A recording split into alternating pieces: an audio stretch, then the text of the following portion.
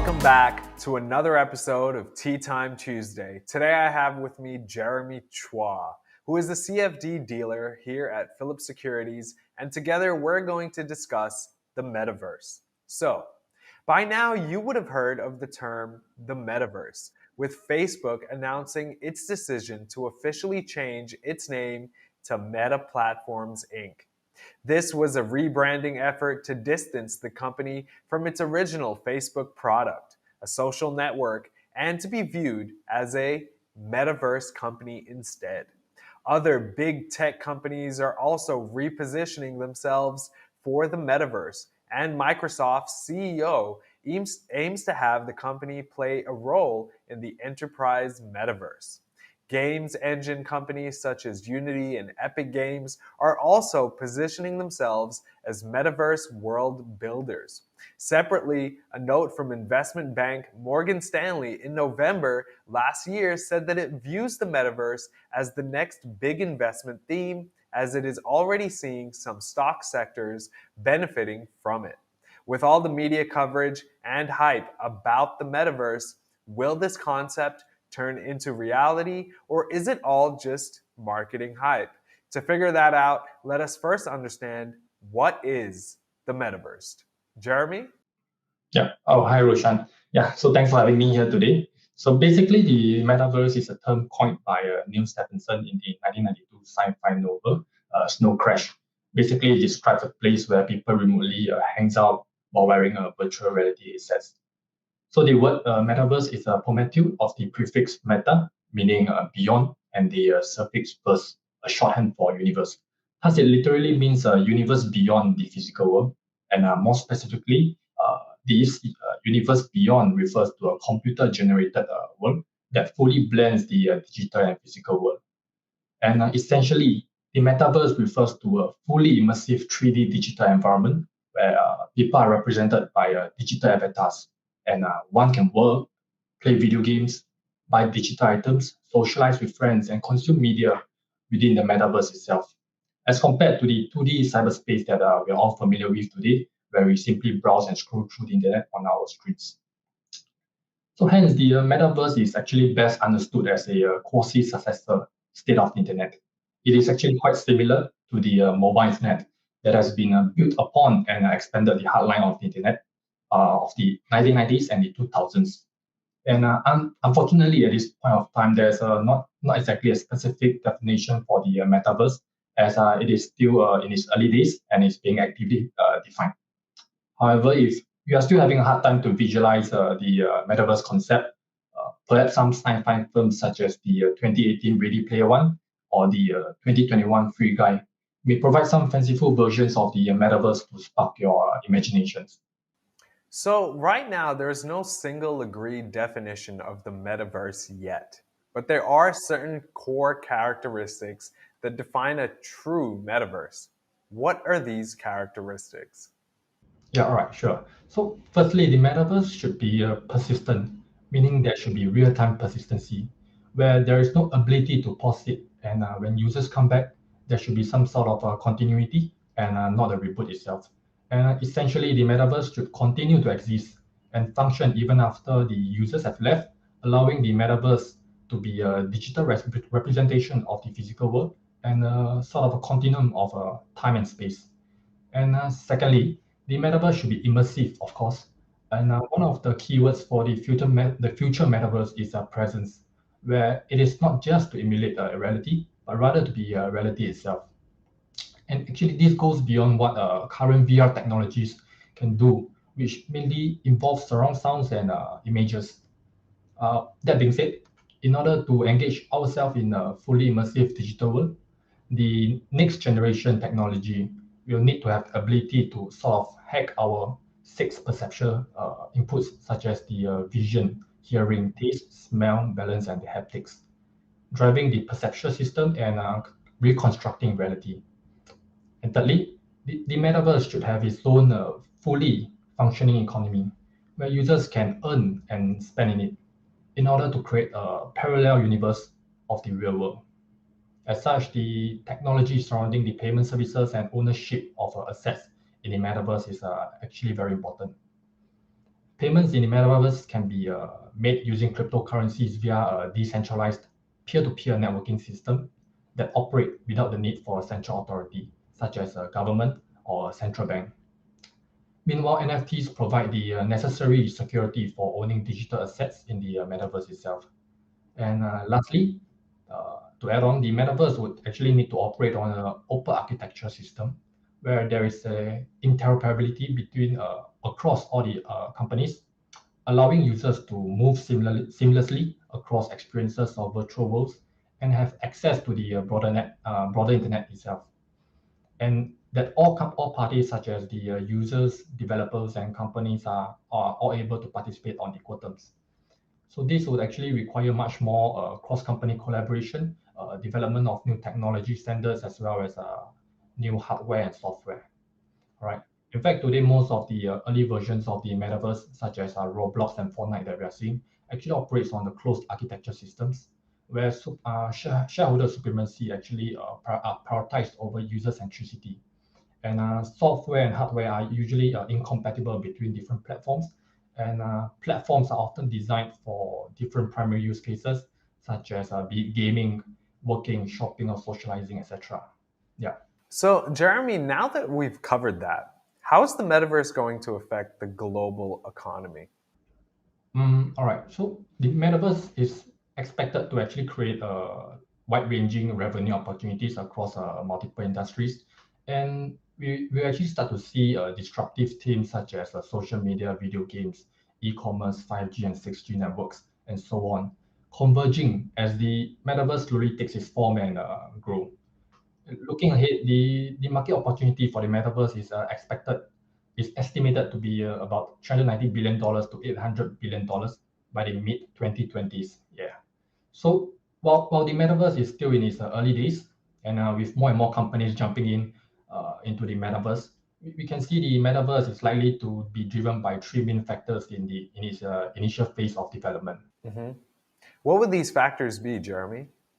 All right, so basically the first driver will be definitely social media, with Facebook or now known as Meta, the world's largest social media company, making a pivot itself as a metaverse company of the future.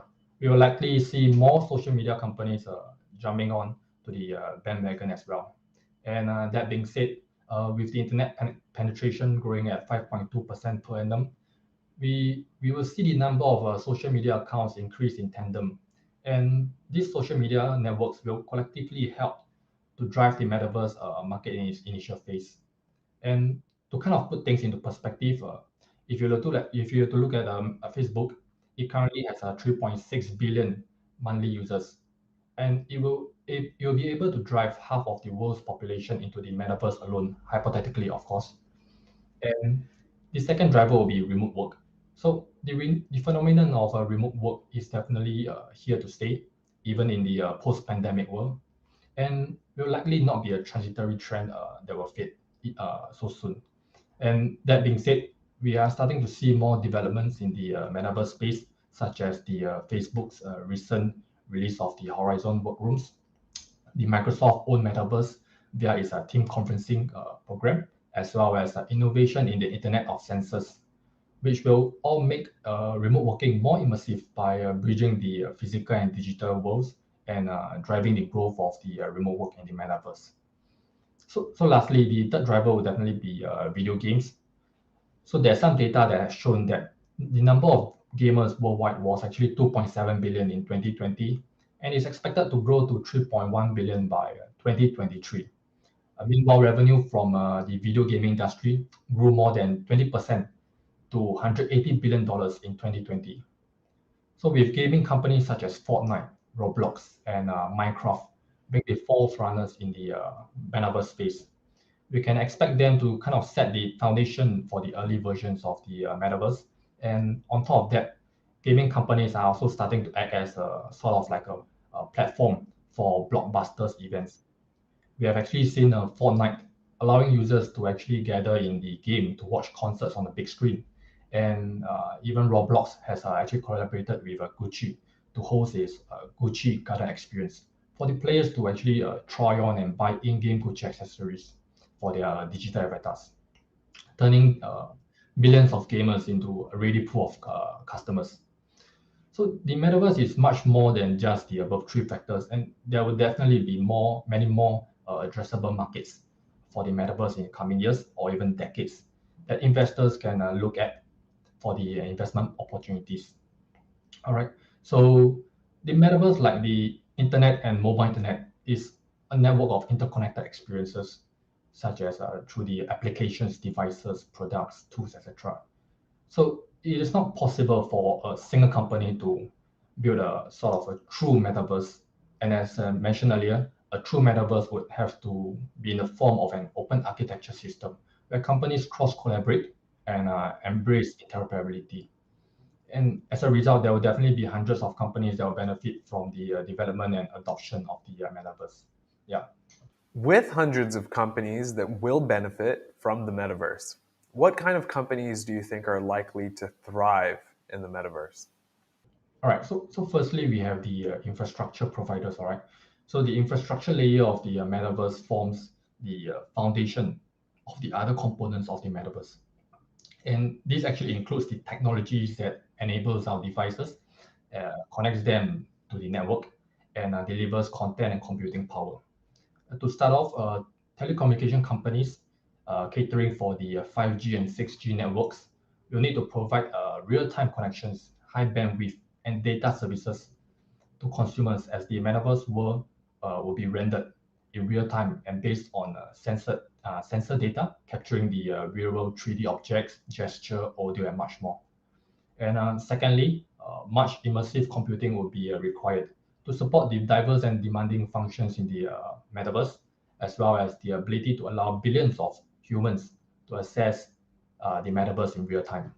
So, in fact, in Intel's statement last year, the company actually mentioned that we will need a 1,000 times increase in computational efficiency from today's state of the art to actually support the metaverse.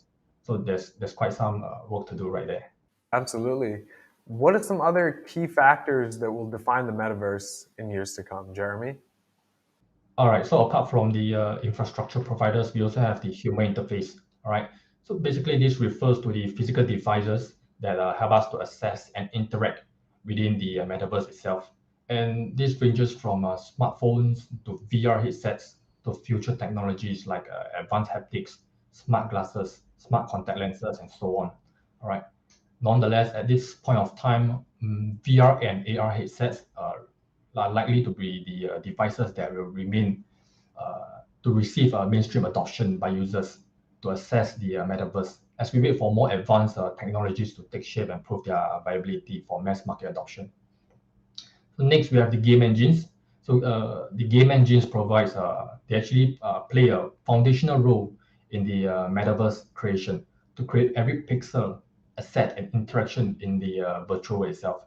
And these game engine companies have moved rapidly beyond games to be interactive, high fidelity graphics and environment engines.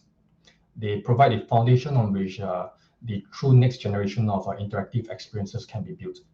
So currently, we have the two most dominant leaders in the space of game engines are actually Unity Software, who currently holds about 48% of the market share, and Unreal Engine from Epic Games, which actually holds 13% of the market share.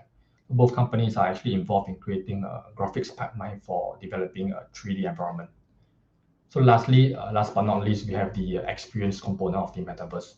So this component relates to the companies which, through their virtual platforms, offers the users unique and immersive experiences in the metaverse, which would previously have been difficult or impossible to experience in the physical world itself. So these experiences include things such as like immersive commerce, entertainment, education, real estate, automotive, and so on. And with all that being said, I believe that the viewers will be most interested in how exactly we can run on this metaverse team, and profit from it, right? Wow. So, with all that being said, I believe the viewers would be most interested in how exactly we can ride on this metaverse theme and profit from it. Looking at the metaverse from an investment standpoint, where should investors start putting their money? All right. So currently, as I mentioned earlier on, there are actually hundreds of companies ranging from seed stage startups to tech giants that are actually finding their places in the Metaverse ecosystem itself and would benefit from the Metaverse team.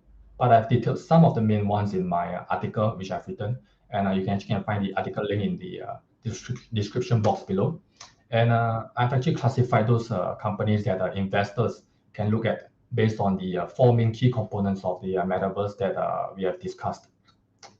However, if you are an investor who prefers a more diversified exposure to the Metaverse team and actually dislike the hustle of doing research to stock pick for your portfolio, you can actually consider investing in an ETF that offers exposure to the Metaverse. So one ETF you can actually consider is the Roundhill Ball Metaverse ETF, which is also the world's first Metaverse ETF and was actually just launched in June last year. So the Roundhill Ball Metaverse ETF is actually designed to offer investors exposure to the Metaverse by providing investment results that closely correspond before fees and expenses to the performance of the Ball Metaverse Index. Basically, this index tracks the performance of the metaverse, and it consists of a tiered weight portfolio of globally listed companies that are actively involved in the metaverse. So how the tiered weighting works is that the index gives greater weighting and rankings to companies it considers as pure plays, while giving smaller positions to core and non-core names. You can find more details about this ETF in my article as well. Right? Absolutely. The article is available on Market Journal. Is that correct? Yes, correct. Awesome. So the viewers can actually find the article link in the description box below. Yeah. So to sum up, the metaverse is still in its early days, and it could be years, if not decades, before we see a true metaverse fully formed. Nonetheless, the metaverse is no longer a fiction that we see only in movies and books, but it is slowly becoming a reality as more and more conversations about this as an industry are taking place. More companies are jumping in to build a metaverse piece by piece, and consumer interest and acceptance is growing. The metaverse offers billions of dollars of new opportunities as it will revolutionize every industry and function from healthcare, payments, and consumer products to entertainment and education. This will open up lots of investment opportunities for investors to take advantage of and to ride the wave to the next generation of the internet. Thank you, Jeremy. If you are looking for ways to trade metaverse shares and ETFs, you can now trade with Poems with brokerage fees as low as US dollars 188 flat when you open a Cash Plus account with Phillip Capital in the link below. For investors and traders with a bigger risk appetite, you may consider using contracts for differences to invest in the metaverse. CFDs include Meta, Microsoft, Unity, and NVIDIA, with or without leverage. To understand more about CFDs, you can read our article on understanding contracts for differences on Market Journal. Thanks, and we hope to see you all on another episode of Tea Time Tuesday. See ya. Thank you.